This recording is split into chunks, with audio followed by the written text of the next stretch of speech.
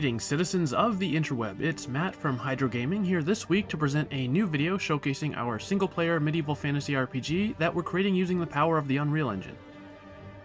If you find yourself asking, how are we on episode 22 when the most recently uploaded episode before this one is episode 3? Well, that's because we're re-recording the first 12 episodes of Knightwatch: A Journey.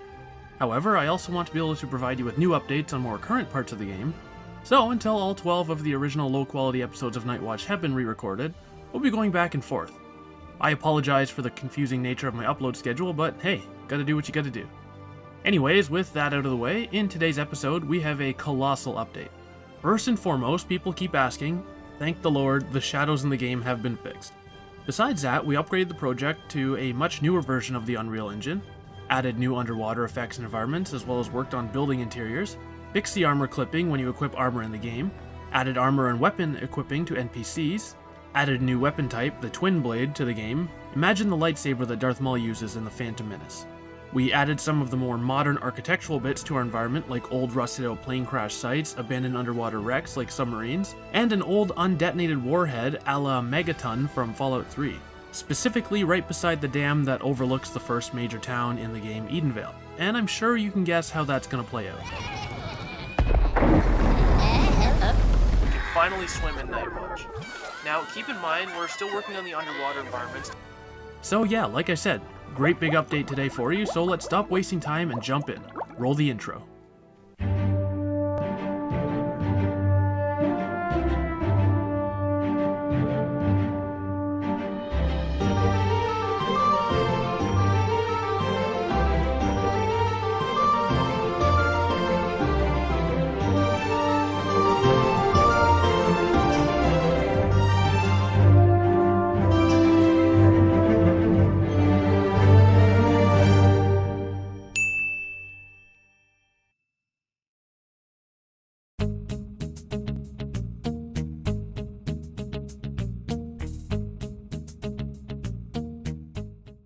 Yeah, I know I started with the most boring change, but don't worry, I'll keep it brief. So, if you saw episode 21, you probably noticed the shadows looked horrible. At first, I thought it was a problem with the shadow quality in the engine, so I tried cranking it all the way up to the highest quality. This did nothing. Next, I tried changing the shadow build quality and ran a build of the game to see how shadows looked outside of the engine. This was not it either. So, after scouring the web for a solution, I ended up stumbling across a post on Reddit where somebody was having the same problem. One of the solutions that was suggested to the OP was to check and see if their LODs were loading properly. I checked mine, and what do you know? The game was loading the lowest quality LODs for shadows regardless of how far away the object casting the shadow was from the player's camera. As you may know, LODs just refer to the level of detail rendered on a given object based on how far away it is from the player's view. Basically, the farther away the object is, the lower its visual quality. This is done to improve performance.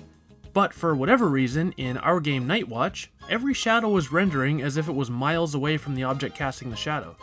The problem was, for things like my in-game character, who's, about 6 feet away from the camera, his shadows looked worse in a game running on the Nintendo 64. Anyways, it's fixed now so we can rest easy. Oh, and before I forget, I know I promised no more boring stuff and everybody probably just wants to see the twin blades, so I'll just quickly state that I upgraded Knightwatch to the most recent version of Unreal Engine 4, which is 4.27. I promise we're working on upgrading to UE5, but as of now, it breaks a lot of stuff, so we have to do some bug squashing in the meantime.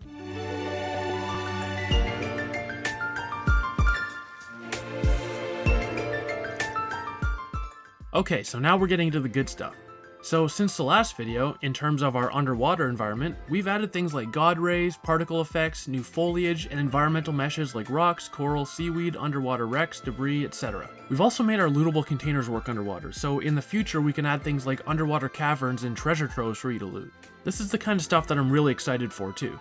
As more and more of the game's mechanics and systems are near completion, and we move on to the stage where we finally make everything look pretty, like the user interface, world map, inventory, etc., we can finally start focusing more on world building. That means crafting meaningful characters and relationships, exciting quests, and cool environments. That also means we're one step closer to finally having a playable demo, which is extremely exciting. I don't want to get too ambitious, but I think at least a playable vertical slice of Edenvale with quests to complete could realistically be released sometime next year. Anyways, on to interiors in the game. Not too much to tell here, we've just finally started decorating our interior maps so they aren't so boring. A quick side note, if you don't already know, I'm recording the names of all those whose ideas I'm using in the game, so don't be upset if you don't see yourself in a video. Once I start naming NPCs and weapons, if I use your idea, I'll be sure to let you know, and have you live on through an in-game item or character to show my appreciation. That being said, a quick shout out to user Deleted Content, who suggested moving the conversation camera to the side, as it's a little jarring staring at a character's face when there's no voiceover. I think this looks a lot better too. Although I'm not sure how to integrate the name Deleted Content into the game. I'm sure we can think of something. But yeah, those are the building interiors. Hope you like them, and we'll keep working away. Moving on.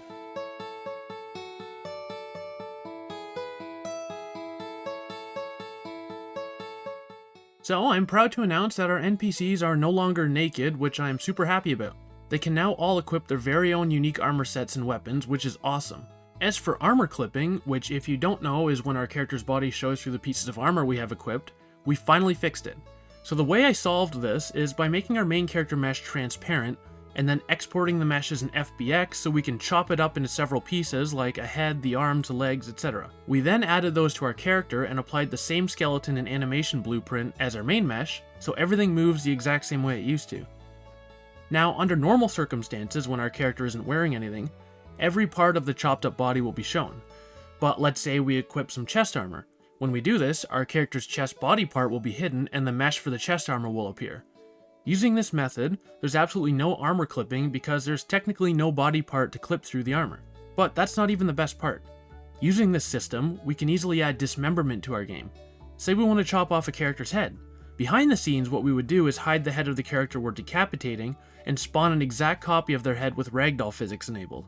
Then the copy of their head falls to the ground while their body is missing its head. So yeah, behind the scenes we know exactly what's going on, but as far as the player knows, they've just guillotined a poor unsuspecting NPC. Good times.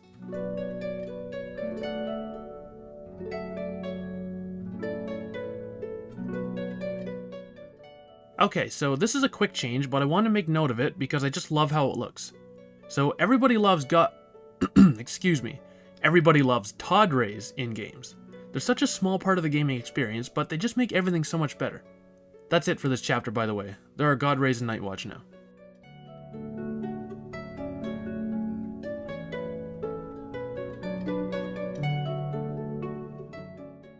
I'm guessing most of you probably skipped to this part of the video.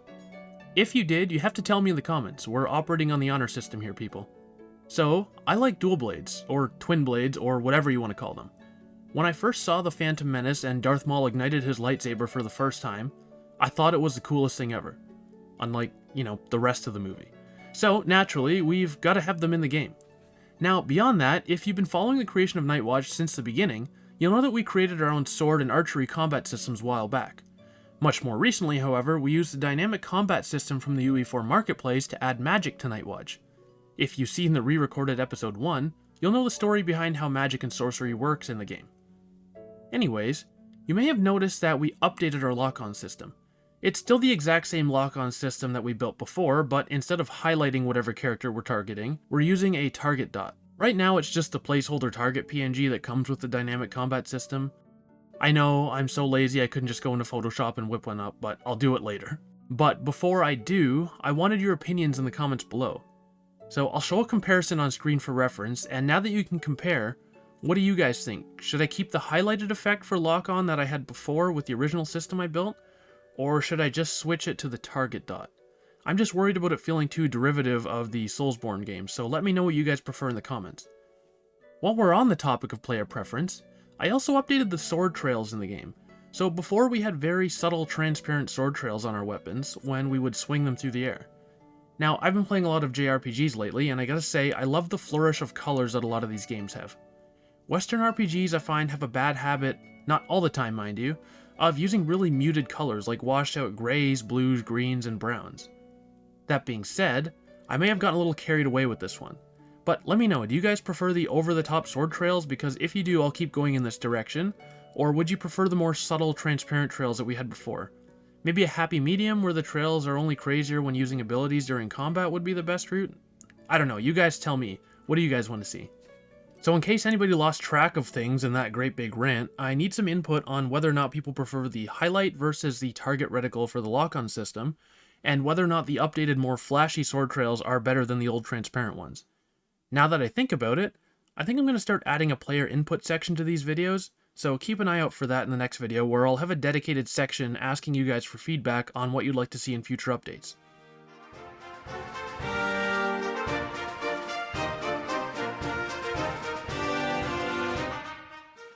Speaking of new sections in these videos, I have decided to add a section where we shout out the work of other indie game developers. This will give us the opportunity to see the amazing work other game devs are doing and support each other's progress by sharing projects and highlights. So, the first developer I would like to shout out is actually the developer who I got this idea from. Caius Nelson, a fellow game developer on YouTube, is currently working on a project called Circle of Orion. It's a JRPG style turn-based game made using the Unreal Engine 5, so you already know it's going to be a looker. It seems to draw some inspiration, especially in terms of art style, from Genshin Impact, which is an absolutely gorgeous looking game. You can find his channel and devlog series right here on YouTube using the link to his channel in the description below. His most recent devlog covered his workflow for adding placeholder town assets and character art to the game. It was really cool to see how he was able to streamline the process, and I can't wait to see where the project goes.